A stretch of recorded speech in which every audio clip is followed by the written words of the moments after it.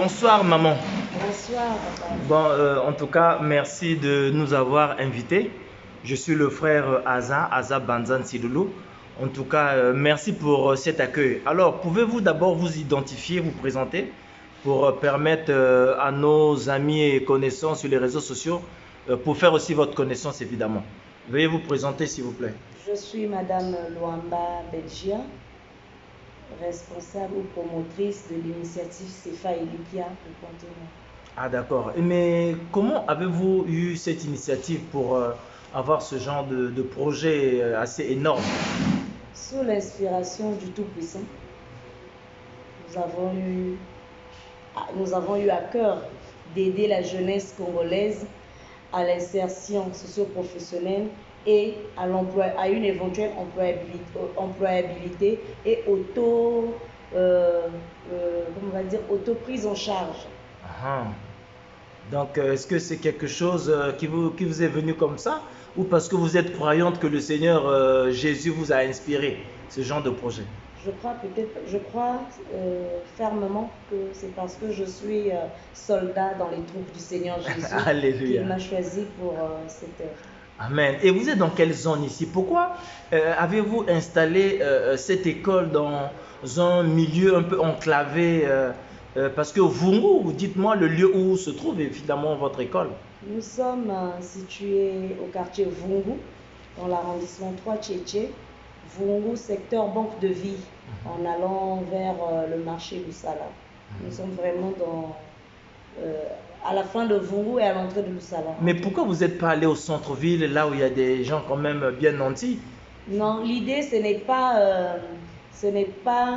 ou notre cible, ce n'est pas les gens nantis, mais nous avons choisi d'abord Vungu parce que c'est là où nous avons un site disponible pour nous, qui nous appartient, mais ensuite parce que dans les alentours de Vungu, quartier périphérique, il y a beaucoup de jeunes désœuvrés, des jeunes en quête d'orientation professionnelle.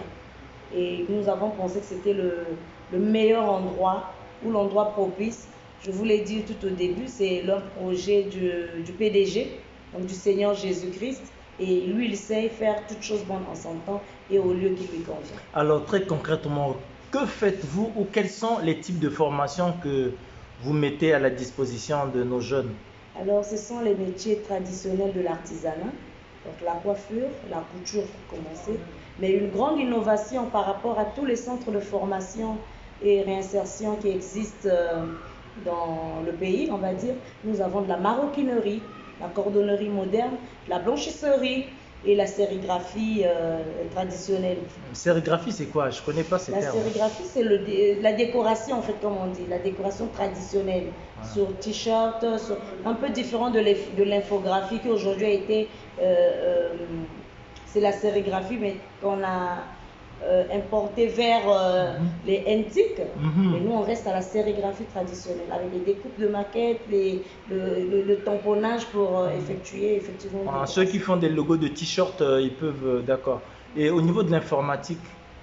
Au niveau de l'informatique, nous avons effectivement les bases de l'infographie. L'initiation à la bureautique, à l'outil informatique, la connaissance de l'outil informatique, l'initiation bureautique, et puis à la demande, l'initiation à la gestion des bases, à la création et gestion des bases de données. Ah, d'accord. Maintenant, tout à l'heure, là, vous m'avez parlé j'ai même le fil d'idée est parti. Si vous pouvez un peu nous parler de ce que vous voulez faire avec les parents, parce que nous pensons qu'il n'y a pas que les parents ici basés au Congo-Brazzaville ou notamment à Pointe-Noire qui peuvent inscrire les enfants ici, mais également ceux qui vous suivront là sur les réseaux sociaux sont notamment en France, mais qui ont des parents ici sur place. Alors, quel est le projet, quelle est l'image ou la vision de ceux-là des parents qui sont au niveau de l'étranger pour les enfants qui se retrouvent ici? Par votre biais, par votre canal, j'ai accepté l'interview pour toucher les parents, effectivement, qui se trouvent en Occident, qui ont des enfants, des frères, des sœurs à Pointe-Noire, mais qui, donc ceux qui sont en Europe, ont du mal à orienter, surtout dans le monde professionnel. l'enfant ou le frère ou la sœur veut Fini les apprendre, études, n'a pas fini les veut études. fini ou pas fini, veut apprendre un métier, mais celui qui est en Europe n'a pas les moyens de suivi. On dit seulement, je vais apprendre la couture, on a dit que la formation c'est 100 000, on balance comme ça et il n'y a pas de suivi. Le CFA Elikia a et aura des répondants en France par exemple, pour gérer les inscriptions des enfants qui sont ici. Donc les parents qui sont en France peuvent se rapprocher du frère Aza pour les renseignements qu'il faut, inscrire leur enfant et dans le dossier d'inscription, vérifier de la solvabilité du parent, qu'il est capable de payer jusqu'à terme la formation de l'enfant. Et nous, ici, on assure la formation. On assure la formation, sachant que les frais sont payés en Occident. Et donc, dans le pays où le parent ou le tuteur se trouve.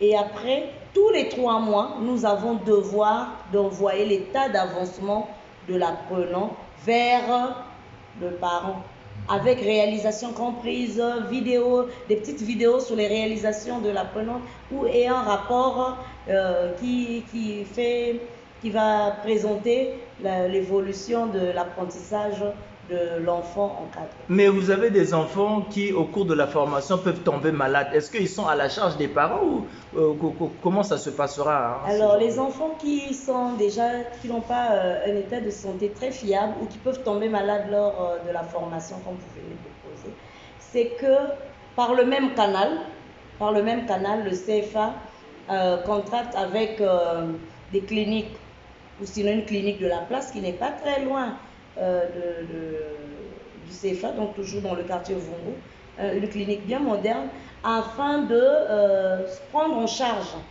les soins, les premiers soins, pas seulement les premiers soins, mais les soins et le traitement des maladies des enfants, et le bilan, donc les résultats du bilan et le résultat de l'état sanitaire de l'enfant également est envoyé sous forme de rapport au tuteur, à qui on peut dire les examens se sont, ou bien le traitement de l'apprenant s'est élevé à temps, l'école a déjà, dans le cadre de son partenariat, pris en charge et le parent se met à rembourser. C'est aussi pour permettre aux parents de ne pas s'inquiéter ou d'éviter les mensonges qu'on peut observer lors de la formation. Je ne suis pas allée à l'école parce que j'avais mal à la dent. Et si tu as mal à la dent, tu viens à l'école, on te donne un carnet, tu vas te soigner, l'école paye les médicaments, paye tout, et on envoie le rapport aux parents qui, certifié et valide, pour rembourser. Mais est-ce que vous aurez des médecins aussi, des gens habilités à faire la lecture des ordonnances ou des trucs avant que ça n'aille auprès des parents? Ou je ne sais pas qui fera ce genre de suivi-là finalement. En fait, les documents qui sortent, les documents de santé sont certifiés par des médecins de la clinique, de la clinique, la polyclinique Imenu, avec qui nous allons contracter. Et donc, c'est eux qui vont certifier. C'est une clinique, ce n'est pas l'école. L'école n'a pas de personnel de santé, mais tout ce que l'école fait, c'est de remettre le carnet de santé à l'élève qui se rend à l'hôpital. L'hôpital fait tous les soins. Dès que l'élève ou l'apprenant se présente à la clinique munie du carnet, c'est un assuré CFA, ils prennent en charge totalement. Et l'école commence à payer la facture en attendant que le parent ne réagisse. Si le parent peut réagir plus tôt, tant mieux.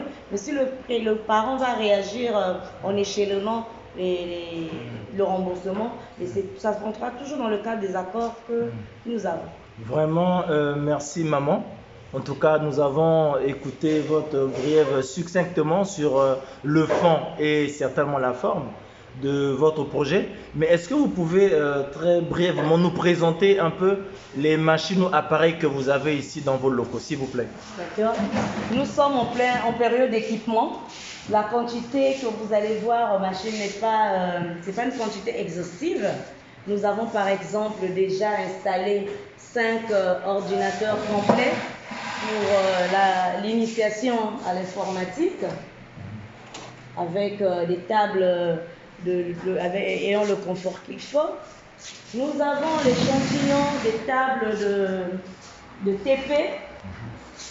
TP pour les apprenants en couture. La première année, ils apprennent à la main. La deuxième année, ils apprennent avec la machine à pédale.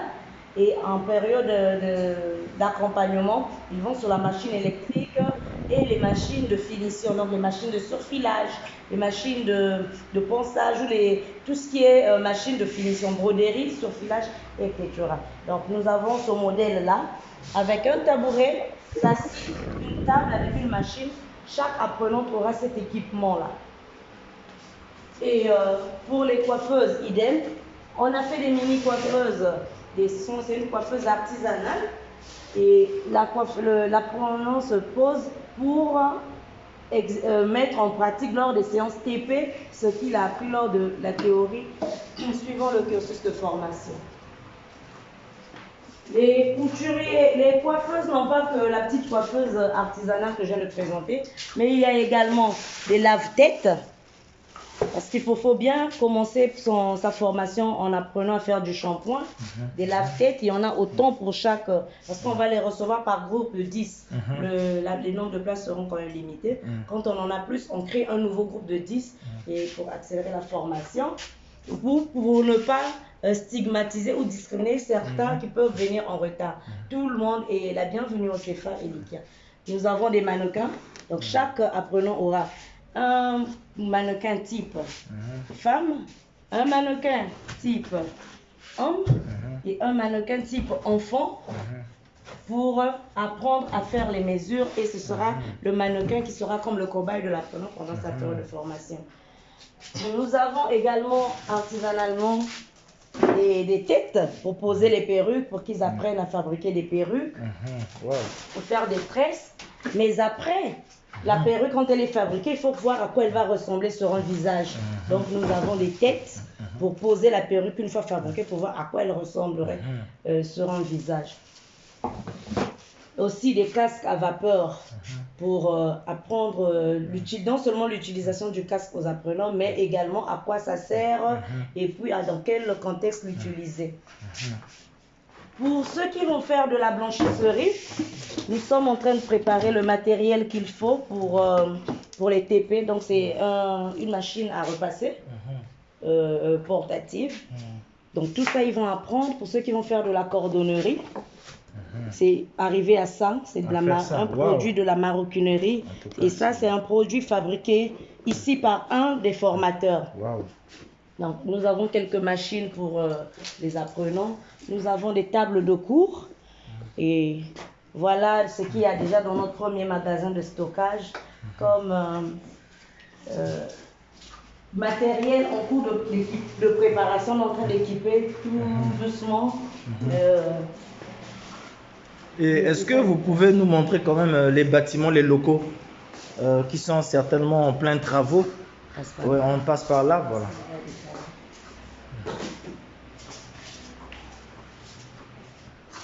Voilà.